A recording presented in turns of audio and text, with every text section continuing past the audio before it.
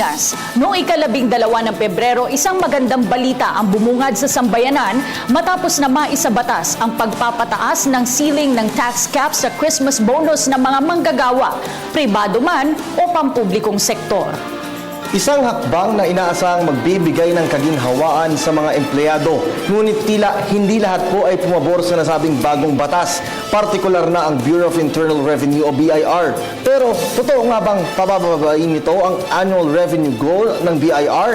At paano nga ba ito makakaapekto sa ating bansa? Isyu ng buwis at bonus para sa mga empleyado. Ating pag-uusapan ngayong gabi. Ako po si Cathy San Gabriel, kasama si Kirby Cristobal. Samahan po ninyo kami sa isang oras na talakayan dito lamang sa Tax Exemption Cap, a PTV Special Forum.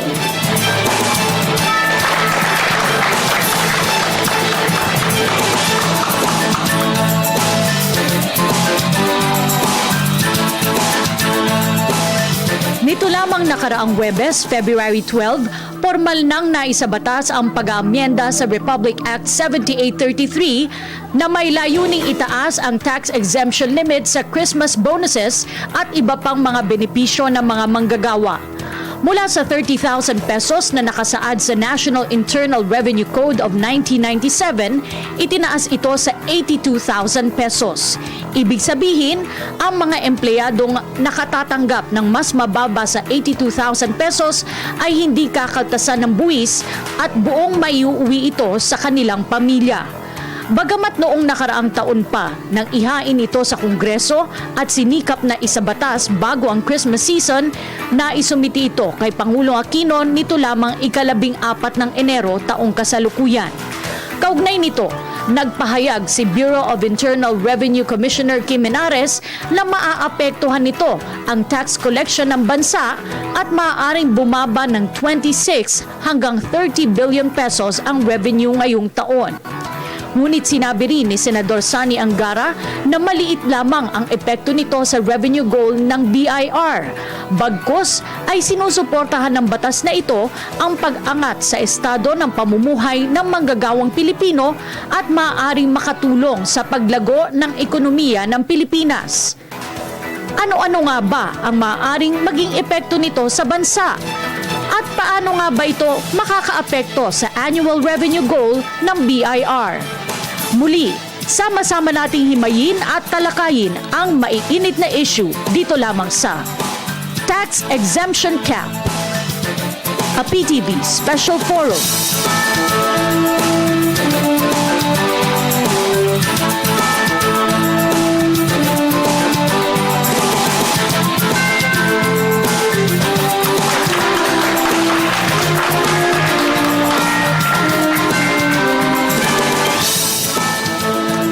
Magandang gabi muli Pilipinas. Tax Exemption Cap po ang ating tatalakayin at ang iba't ibang epekto nito na maaaring idulot sa ating bansa at sa ating mga mamamayan at lalong-lalo na sa ating ekonomiya. Tama ka dyan, Cathy. Kabilang na nga rito yung sinasabi ng BIR na maaaring bumaba ng humigit 26 o di kaya 3 bilyong piso. 30 bilyon. 30 bilyong piso yung revenue goal ng nasabing ahensya ngayong taon yan.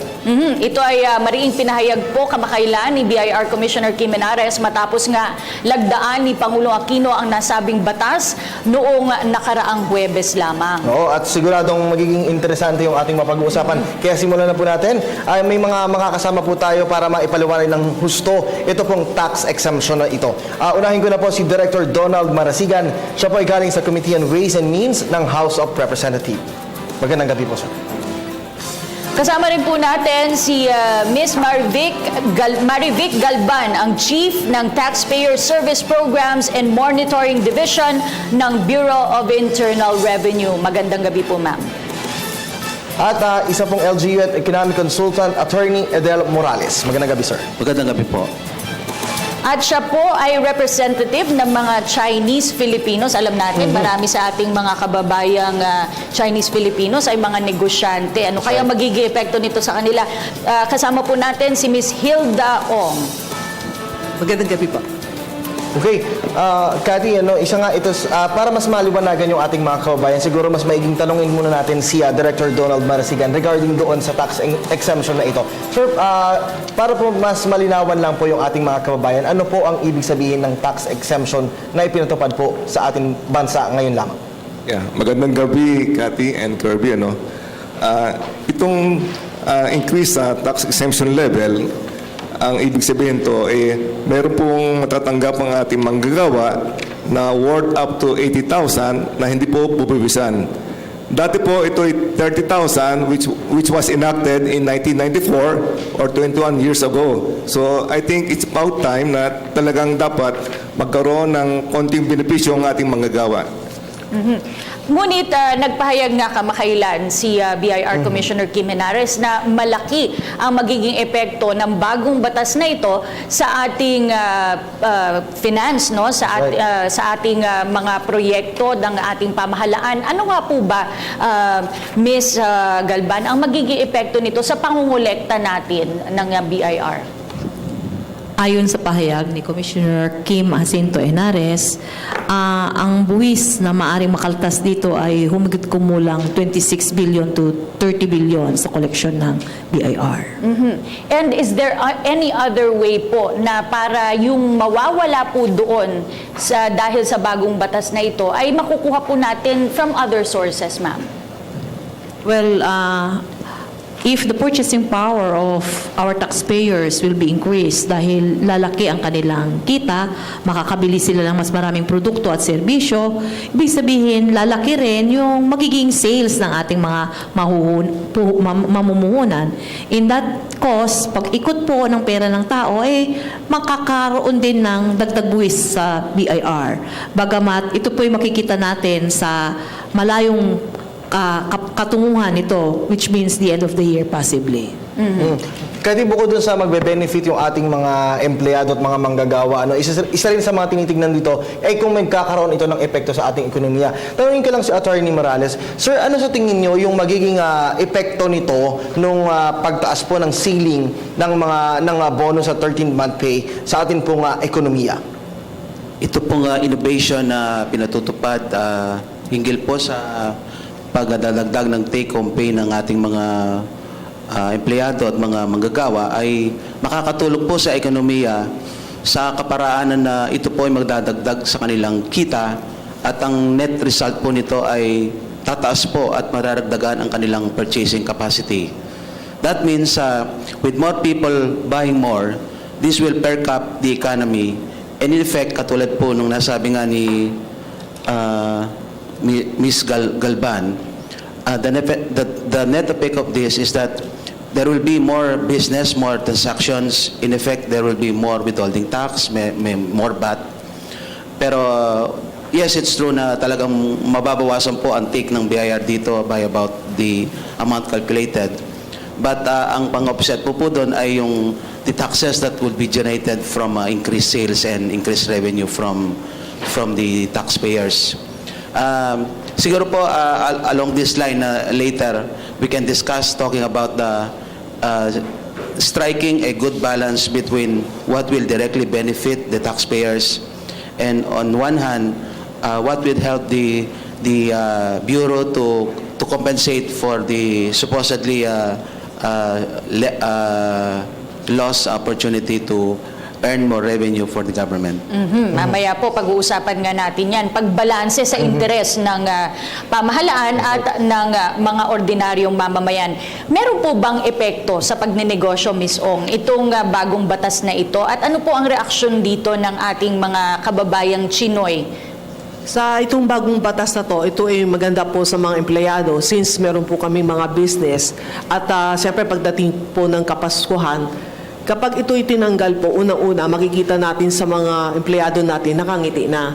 Kasi sa Chinese, pagka ang mga empleyado po ay bumabali po, sabihin natin from January to November, pinapayagan. Pero pagdating po ng December, never po ang Chinese na pumapayag na ito yung utang ay makikarry over sa another year. Kaya itong magandang maitutulong po itong batas na to, since na itong tax na matitipid nila, ito yung mabibigyan na natin sa empleyado. At the same time po, kapag meron po kaming gusto ibigay, sabihin natin in form of 1 sack of rice, ayaw nila tanggapin yun. I mean, gusto nilang rice, ayaw nila ng pera. Sabi ko, bakit ayaw ninyo ng pera? Itong rice kayo na lang bibili. Ang naging katwiran po ng mga empleyado, sabi nila, ayaw po namin ng pera kasi magiging madadagdagan, mababawasan naman, papasok naman to sa tax. Kaya malaking epekto to, maganda to po sa empleyado. Alright. Maraming salamat po, ma'am. Si Director Donald Marasigan. Sir, kanina po nabanggit niyo po yung kung ano po yung nakapaloob doon sa pinirmahan po ni Pangulong Aquino. Sa tingin niyo po ba yung implementation po nito this coming year, especially po yung iba po sinasabi sa mga balita na by April ay mauumpisahan na po yung implementation. Ano po yung nakikita niyong dahilan bakit meron po iba na hindi sumasang-ayon doon po sa pagpapatupad nito? Kasi alam natin na by June, nagbibigay tayo ng kalating 13-month pay. So, ang ating mga gawa, at that point, marireceive niya yung kalating benepisyo na dapat, kung hindi nataasan to, magiging taxable. Okay. So, ang tingin ko sa ibang kuwan, baka sa BIR, kaya kinuha nila, makakapekto sa kanilang collection. Oo. Pero sa tingin namin, since magkakreate ng economic activity, nabanggit po natin mga kasamahan dito, na ang magagawa, hindi naman talaga ilalagay lang, o pwedeng ilagay niya sa bangko, that will earn interest. Pero most probably, gusto niyang isama ang kanyang pamilya, magkain sa Jollibee, sa Wendy, at siguradong kikita yung government in the form of VAT. Okay, tanungin po natin si Ms. Marivic Galban. Marami po ba tayong mga empleyado na mamimiyaya po dito sa bagong ceiling na ito sa tax? Kasi po parang kung titingnan nyo, 82,000, malaki-laki rin po yun. Hindi po ba konti lang naman yung sumusweldo o nakatatanggap ng bonus na ganun kalaki po? Sa datos po ng Bureau of Internal Revenue, meron po tayong 12 million plus na empleyado. Okay? But these 12 million plus employees, the majority of whom belongs to the middle and the lower income bracket. And that would mean, ito po yung magbe-beneficio dito sa 82,000 exemption. So take note that dito lamang po sa ating mga employees. So, dun sa mga ating self-employed, sa mga professionals natin, sa marginal income earners, which we have a lot, they are not affected at all by the increase in the 13th month pay and other benefits. Meaning, dun lang sa empleyado ito magiging epekto. So, hindi para sa lahat ng individual. Oo. Pero ma'am, sa tingin niyo po ba yung paglagay po ng, yung pagtutol po ng BIR, meron na po bang mga nagawang paraan or bago pong ways para po masolusyonan natin yung maaring sinasabi po na mawawala po doon sa pag-aproba po nitong tax exemption ceiling na ito? Sa pamumuno po ng aming commissioner, she makes sure that the implementation of tax laws are efficient and effective.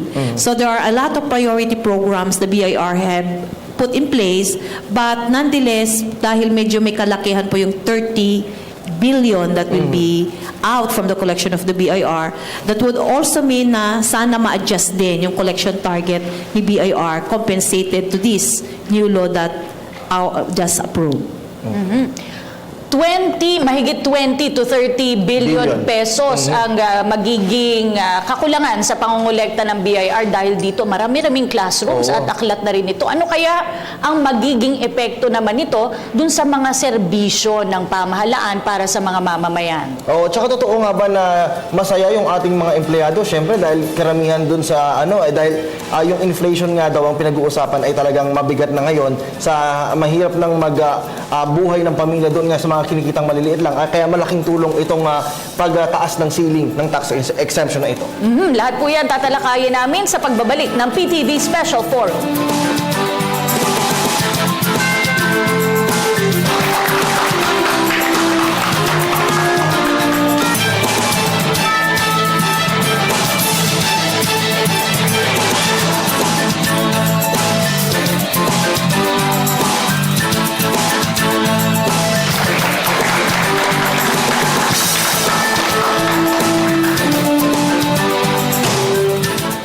Muli nagpapatuloy po ang Tax Exemption CAPA PTV Special Forum. Kati may mga katanungan na inihanda yung ating mga bisitang estudyante at meron din silang mga gustong malaman dito sa ating mga guests. So unahin ko na itong si Julius Allen Felizar mula po sa Marinduque State College. And magandang gabi po. Ang tanong ko po ay para po kay Miss Marivic Galvan po. Ano po yung pong magiging epekto nito sa ordinaryong mamamayan at ano po ang may papataw na parusa sa mga empleyadong hindi po susunod dito? Ang epekto po dito sa pagbaba ng target goal ni BIR, ibig sabihin, yung collection ni BIR bababa, ang epekto nun, bababa rin yung ating public goods and services na may bibigay natin sa mamamayang Pilipino. On the part of the employee, si employee siyang magbebenepisyo kasi si employer naman will be giving just the benefit to the employees. Okay? Meron din pong katanungan mula kay Allen Agabaw ng PUP Santa Mesa. Magandang gabi po. Ang katanungan ko po ay para kay Director Donald Marasigan. Para po sa kalaman ng ating mga kababayan, ano po yung naging konsiderasyon po ng ating mga mambabatas upang mapako sa 82,000 yung exemption, tax exemption natin mula sa original na 32,000? May mga proseso po ba? May computation po ba? Bakit 82,000 po? Kanina nabanggit ko na itong batas na ito, which was implemented under Republic Act 7833, was enacted in 1994. So it's more or less half of a quarter of a century, 21 years to be exact. Ngayon, ang tingin natin, during that time, malaki na ang pinagbago because of inflation, lumiliit yung value ng ating peso. So para masolusyonan to, ma-adjust natin yung benefit na binibigay natin sa mga gawa para naman ma-enjoy nila yung because of the inflation affected yung nagiging epekto sa pamimili ng bayan, naging mataas ang cost of living. Isang paraan to para makakope sila sa pagbili ng matataas na presyo. Okay, maraming salamat po at maraming salamat din kay Allen. Gusto ko lang susugan yung naging sagot nyo kanina, Miss Marivic, yung tungkol dun sa goods and services, sabi nyo magkakaroon nga ng kakulangan worth 20 billion. Saan pong sektor ang maaring apektuhan nitong serbisyo na magkukulang mula sa pamahalaan? Kung titignan po natin yung budgetary requirements ng gobyerno natin, si BIR po ay nangongolekta lang ng buwis. Ang pagdidistribute nito po ay nasa kalaliman na po ng Department of Budget and Management. So, kung anong sektor, maaring lahat ng sektor maapektuhan ng mababang koleksyon ng BIR brought about by the new law. But is there any way po na meron po bang mga bagong batas naman po para kay Director? Meron po bang bagong mga batas tayong maaaring ipataw para naman mapunan po itong magiging pagkukulang na nangyari dahil dito sa bagong batas natin na ito? Ang Kongreso ngayon, there's a bill filed by Congressman Swansing na gusto sanang patawan ng buwis yung ating soft drinks. Alam natin na ang soft drinks medyo may epekto sa health ng tao. Sa tingin natin magpataw tayo ng excise tax, magkakaroon ng additional revenue na magagamit ng government na pantakip sa nakikita natin posibleng maging revenue loss sa naging batas nito. Okay. Ako, Kati, may katanungan lang kay Attorney Morales. Attorney Morales, doon po sa mga kumpanya na hindi susunod sa pagpapatupad po nitong tax exemption, ano po ang maaaring maging sanctions po nila at saan po maaaring dumulog yung mga manggagawa sakali po na hindi ipatupad itong ceiling na ito na pinapatupad na nga po sa ating bansa ngayon? You're asking na kung hindi po ipapatupad ng employers itong cap on tax exemption? Well, normally yung mga employers naman po, yung mga companies would comply with the memorandum of BIR regarding the tax cap, yung pong on bonuses. Ang ibig po sabihin, kung hindi po lumampas doon sa threshold na 80,000, hindi po siya kakantasan ng corresponding withholding tax ng employer. In effect, wala naman pong gagawing effort pa yung employer doon except just not to collect or withhold the corresponding taxes. Kung ang tinatang nyo naman po, yung liabilities ng mga employers na hindi magwi-withhold ng mga income taxes, corresponding taxes from their employees on a regular basis, monthly basis, ay definitely po meron po silang malaking pananagutan sa BIR. Aside from them taking a liability initiated by the employees with the Department of Labor, malaki po ang magiging pananagutan nila sa BIR. Alam mo, karamihan dun sa ating mga guests ngayon, sinabi nila na mas maraming panggastos tuwing Pasko itong mga mabibiyayaan itong bagong batas na ito. Gusto ko pong tanungin si Miss Hilda Ong kasi marami po sa ating mga kababayan pumupunta sa Divisoria tuwing Pasko. And meron po kayong advokasya kasi po marami po dun sa mga nagtitinda sa Divisoria ay mga Chinoy, pero marami rin po yung mga talagang puro Chinese nationals na nagpupunta dito para magnegosyo at wala pong mga resibo na binibigay. Meron po kayong mungkahi para makatulong po sa pangongolekta ng buwis ng BIR. Tell us more about this, ma'am. Yes po, kasi dito po sa Pilipinas po, meron pong tinatawag namin dalawang grupo, which is the local Chinese and the foreign Chinese, which is ang may initial na nga kami, TDK, Taidyoka. Ibig sabihin, mga foreign Chinese yun.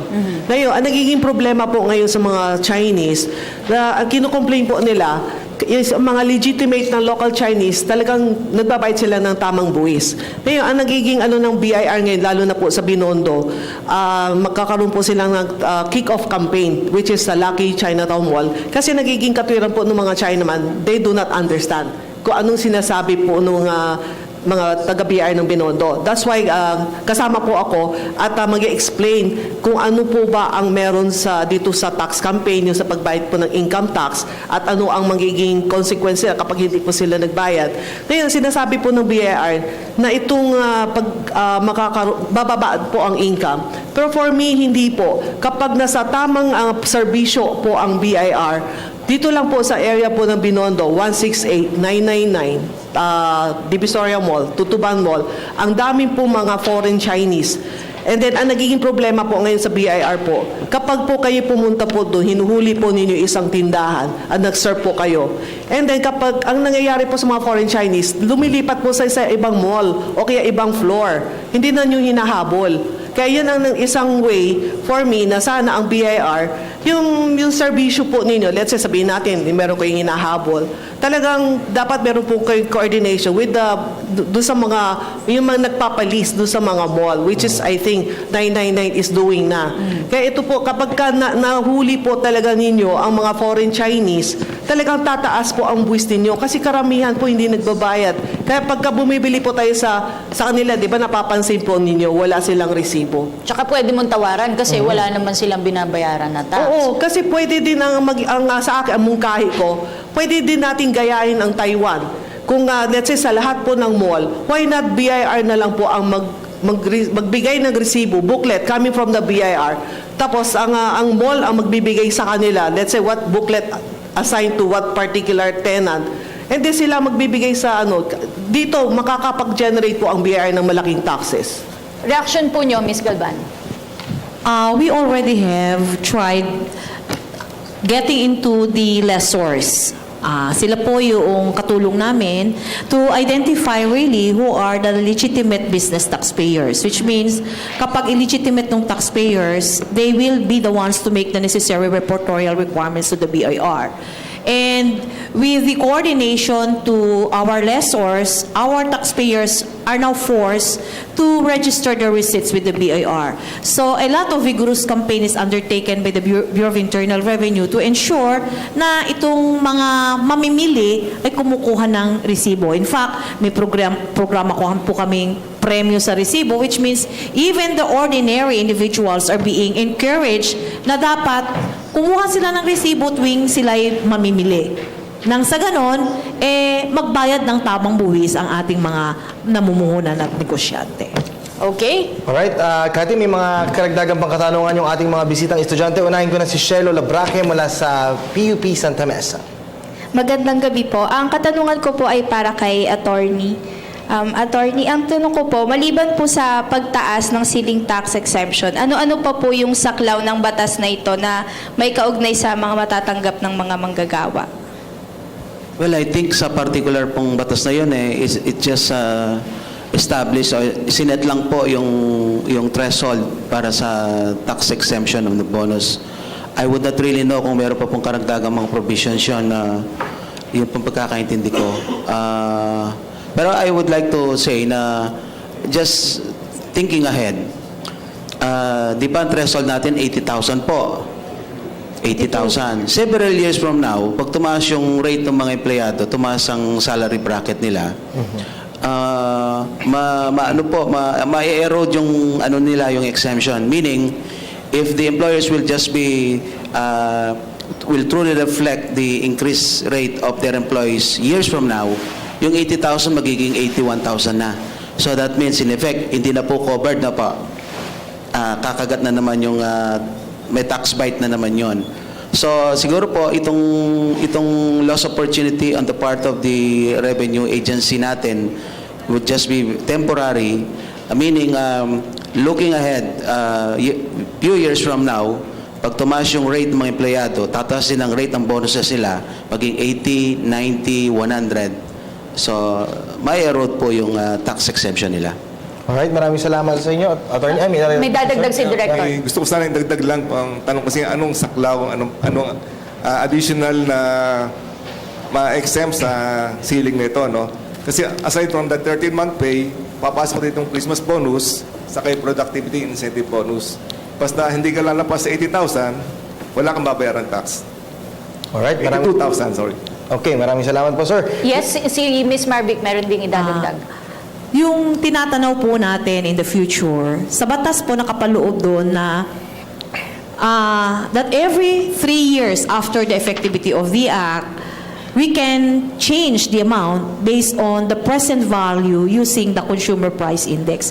Meaning, susunod naman tayo sa pag-increase ng ekonomiya, tataas din. Pwede nating taasan yung 82,000 na sa ngayon isinabatas na exempted. So hindi na po maiiwan ng napakatagal na inflation. Okay. Okay, next question naman, galing naman kay Paul Adrian Mancia from Marinduque State College.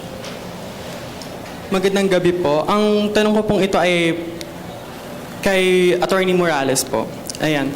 Paano po makakasiguro ang mga empleyado na hindi bababaan ng kanilang employer ang kanilang sahod? Well, meron po tayong tinatawag mga labor laws regarding yung mga minimum wage at saka yung pong mga mandatory benefits sa empleyado. So in effect, protektado po yung mga empleyado dito na meron pong standard na pinapatupad ang ating pamahalaan through the Department of Labor and Employment. If only the employers will be providing the right compensation and reflecting the correct compensation of their employees, they should also be withholding also the correct taxes and remitting it to the national government. Nasagot ko po ba? Maraming salamat po. Alright. Gusto kong tanungin si Director Marasigan kasi nga inopose nga po ni Commissioner Henares itong bagong batas. Was there any coordination with BIR before the filing of this law? Kasi itong naging proseso dito, palagi namin inimbitahan ang Bureau of Internal Revenue. Sinasabi natin, may mga bills na would like to increase the tax exemption cap from 30 to from 50, 70 at ang naging huling amount na is 82,000. So, alam nila na talagang dapat isa patupad yung batas na ito. Okay. Alright. Okay. And Sige po. sige. Okay. Si Miss Marvic, ma'am, may kitanungan lang ako. Para lang po sa kaliwanagan po ng ating mga kababayan, ma'am, no? Kapag po ang sahod o yung 13th-month pay at bonus po na matatanggap ng isang empleyado ay lumagpas po, for example, 100,000 po, yung 82,000 po bang ito ay tatanggalan, ay hindi pa tatanggalan ng tax at yung remaining po ay yun po yung lalagyan ng tax na? Yun yung bonus mo, no, Kirby? Hindi ang nakalagay po ay in excess of 82. So, dun sa 100,000 na kinikita niya on 13th month and other benefits, the 82,000 will be exempt and the excess will already be taxable. Ayun, hindi pala yung buong-buo. Huwag ka masyadong kabahan. Baka habulin ako ng BIR. Are there any measures po, Ms. Marivic, na ginagawa ng BIR para naman, kasi alam po natin na hindi lang naman ito yung source ng income ng ating pamahalaan, yung mga sweldo ng ating mga empleyado. Meron po ba tayong ibang tinitingnang source para po mapunan ito? Aside from yung sinabi nyo na nga na madadagdagan yung purchasing power and yung VAT makukolekta from the goods. Well, with the efficient and effective enforcement of revenue laws and the coordination of all BIR employees and the blessing of our top management, magagawan po ng paraan at pipiliting makamit ng BIR ang kaukulang goal na dapat nakaatang sa aming gawain. 2.6 trillion pesos po. 2.7 trillion pesos po ang ating budget. So far po ba, are we right on target? Malapit na naman po ang tax season. Ay opo, malapit na malapit po ang collection ni BIR sa aming goal, which means that we are efficiently doing our work. Okay. Okay, Director Marasigan, aside from BIR, ang Bureau of Customs po ay inaasahang bababa rin po yung magiging revenue because of this. Ano po ang reaction po ninyo tungkol po dito? Kasi ang inisip ko lang paanong relation sa Bureau of Customs. Kasi kinukolekta natin ito sa mga importations. Ang tingin ko, mas makaka-engganyo nga ito since magkaroon additional disposable income ang mamamayan, yung mga imported goods ang dating sa atin, mabibigyan to ng buwis na in the form of value-added tax. So in that case, magkakaroon ng tulong sa Bureau of Customs na magkaroon din additional collections sa kanila. And gusto ko pong tanungin si Attorney Morales, yung pong, sa tingin niyo po ba bilang isang mamamayan, maapektuhan po ba yung serbisyo ng gobyerno kung sakasakali nga magkaroon ng shortfall sa pangongolekta ng BIR dahil dito sa batas na ito? Napaka-importante po ng tanong niyong yan.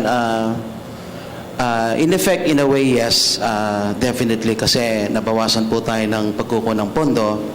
And I would even say na yung deficiency, it will be felt sa downline, yung almost all sectors of society maapektuhan. Pero on the other hand, if the implementing agencies, yung national government agencies, would only practice yung streamlining of operations, yung tinatawag po nilang value engineering sa construction, maybe we can compensate for this lost income revenue opportunity on the part of the BIR. And with the present commissioner heading the agency, we're pretty sure na and even confident na ipagpapatuloy po ang enhanced collection and information drive nila. And on the part of the implementing agencies, national government, we should be doing some like streamlining, cost-saving measure to compensate for the lost revenue. So in effect, at the end of the day, malelesen po yung budget deficit. Okay, ako naman may katanungan kay Ms. Hilda. Ms. Hilda, gaano po ka-importante bilang isa pong namumuhunan sa ating pong bansa, yung pagpapahalaga po at pagprotekta po doon po sa mga empleyado po natin, especially pagdating po sa pagbibigay po ng mga bonuses tsaka ng mga 13th month pay. Kasi meron pong mga lumalabas sa mga balita, karamihan po nung ibang mga foreigners o foreign business men po natin ay hindi po sumusunod doon sa pagsaklaw po doon sa pagbibigay po ng 13th month at mga bonuses. Doon po sa mga foreign Chinese, ito po ay kadalasan hindi po naibibigay. Pero doon sa mga local, talagang alam po nila ang batas kung ano yung dapat. Siyempre alam nila kung ano yung dapat doon sa labor law. Sumunod-sunod sila. Kaya nga sa akin naman ang pakiusap ko sana sa BIR, kailangan siguro natin siguro meron tayong free regular seminar po sa mga foreign Chinese. At the same time po, kung sana po magkapagbigay po tayo ng free accountant service. Kasi iba nakakausap ko yung mga Chinaman, ang sinasabi po nila, wala po silang accountant, hindi daw sila marunong. why not give them free services para po sa PAW, di ba? Sa mga mahihirap na hindi sila, walang magtatanggol sa kanila. Dito naman po sa BIR, sa case po ng mga foreign Chinese, hindi po nila alam kung nagiging palusot nila kasi hindi namin alam kung saan kami magbabayad, ano ba dapat bayaran every month. Why not give them a service na talagang magtuturo sa kanila, will guide them, and at the same time, nakamonitor din ang kanilang kilos nila. Bawat tindahan, namomonitor ninyo, talagang may benta pa sila, walang benta. At ang kinatatakutan ngayon ng mga Chinese businessman, dahil nga dito sa batas, magandang balita to sa ating mga empleyado kasi tataas na ang kanilang sahod dahil mababawasan na ang buwis. Pero sa mga Chinese businessman naman, ang kinatatakutan naman po nila sa BIR, lalo na sinasabi po ninyo na bababa ang collection goal. Ngayon, ang magiging epekto daw nito, paano naman pagka after ng filing ng income tax and then maglalabasan ng mga LA and then sasabihin naman natin na talagang may mga negosyo na talagang mababa talaga, yung bumaba ang kanilang sales. Pero ang naging katwiran po ng BIR, hindi sila naniniwala na talagang, hindi kami naniniwala na bababa ang sales mo. Kung let's say, kung how much ang binayaran mo for the year 2014, dapat na 2015, dapat ay higit pa mas mataas, which is talagang ang negosyo po for 2014 ay hindi po maganda. Okay, alamin natin yung magiging reaction mamaya ng BIR dyan. Mamaya. Oo, dyan lamang po kayo dahil magpapatuloy pa po ang inyong PTV Special Forum.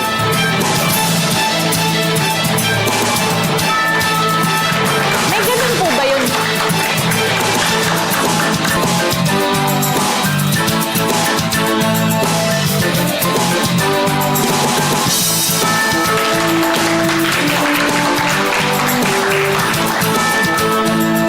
Nagpapatuloy po ang tax exemption cap PTV Special Forum. Kanina nag-voice out ng kanyang opinion si Miss Hilda Ong. Ngayon po tanungin natin ang tugon ng BIR. Miss Galban, ano po ang masasabi ninyo? Ang sabi po ng aming commissioner, we will not collect more nor collect less.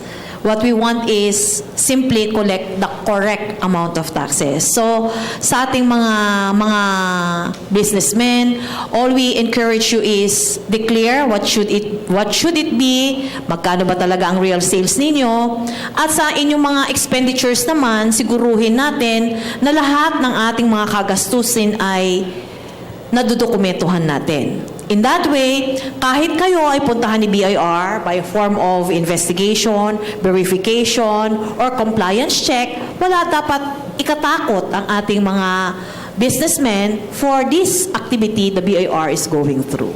Opo. Ma'am, open po din ba ang BIR sa pag-iheld nga po ng sinasabi ni Ms. Hilda ng pag-iheld po ng mga seminars para po mas maunawaan po ng mga foreign investor po yung kung ano yung dapat nilang bayaran tsaka yung accountability po nila once na nagtayo po sila ng business sa ating bansa? Ay opo, napakarami pong pamamaraan ng campaign na ginagawa ni BIR.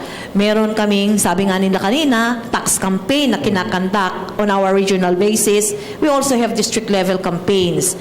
May mga maliliit na fora or forums kami. Kung ikay bagong rehistro, then we also conduct a weekly forum for our new registrants.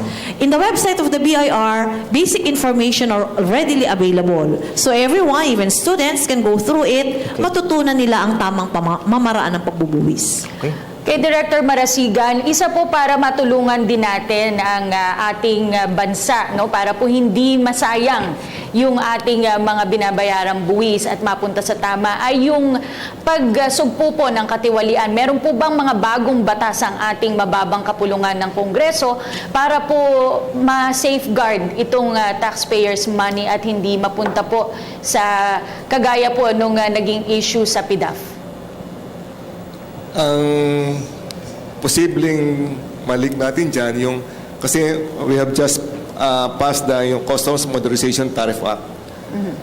Dito, modernize natin yung procedures sa customs at ang ating layunin is sana masugpo ang smuggling. Sa pamagitan ng batas nito, hopefully, masugpo natin yan. Do you have data, sir, kung gaano kalaki ang nawawala po sa ating ekonomiya taon-taon dahil po sa smuggling?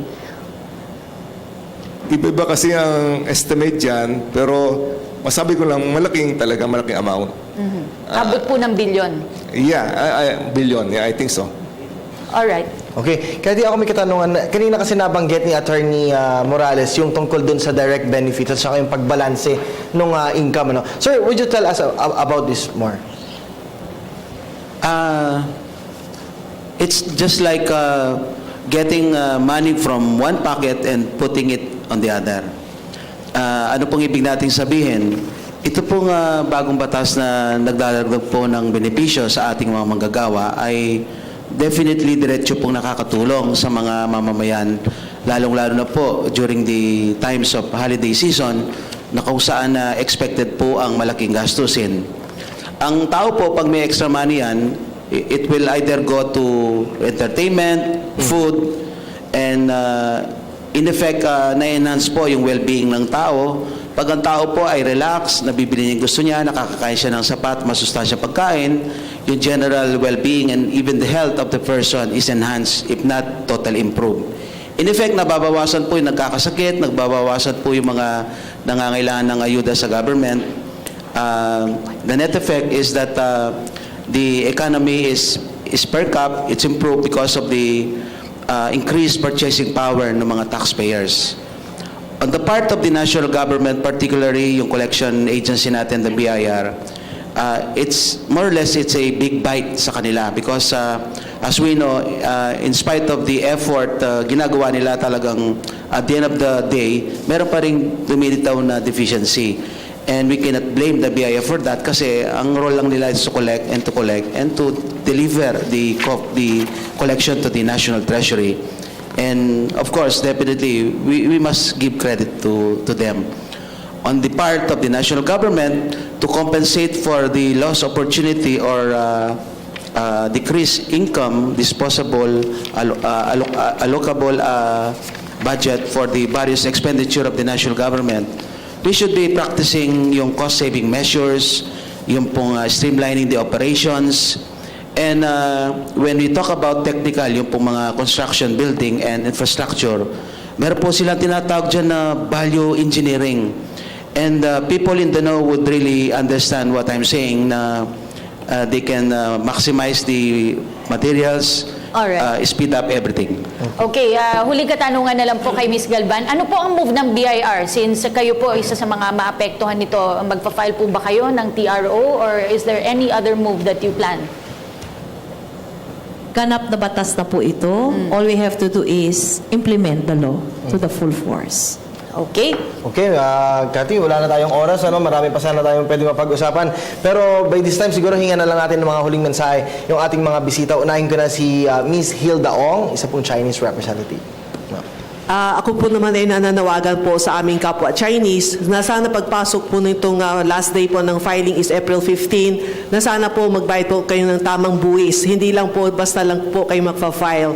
Kaya ito po yung aking advokasya, ay kasama ko po ang BIR Binondo na sa March 11 po itong kick-off po ay ito po ay panawagan po sa mga kapwa Chinese ko po na magbayad po sila ng tamang buwis. Okay, huling mensahe po mula kay Attorney Edel Morales.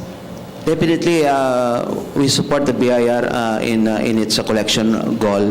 And as an LGU consultant, I would even recommend to the local executives na tumulong po sa pagkakampanya nila sa kanya-kanyang munisipyo nang madagdagan po ang buwis na makokolekta ng BIR at makadagdag naman po sa mga proyektong may bibigay ng national government sa iba-ibang mga munisipyo. Alright, maraming salamat po sa inyo. Huling mensahe po ni Director Donald Marasigan from Committee on Ways and Means ng House of Representatives. Yeah, sa pagtaas po ng ating tax exempt cap to 80,000 pesos, sana po mabigyan natin ng happy face ang ating hardworking class sa magiging tipid nila sa pagbabayad ng buwis. Okay, and huling mensahe po mula kay Ms. Marivic Galban, ang Chief ng Taxpayer Service Programs and Monitoring Division ng BIR. Angat pa Pinas, magbayad po tayo ng tamang buwis. Magandang hapon.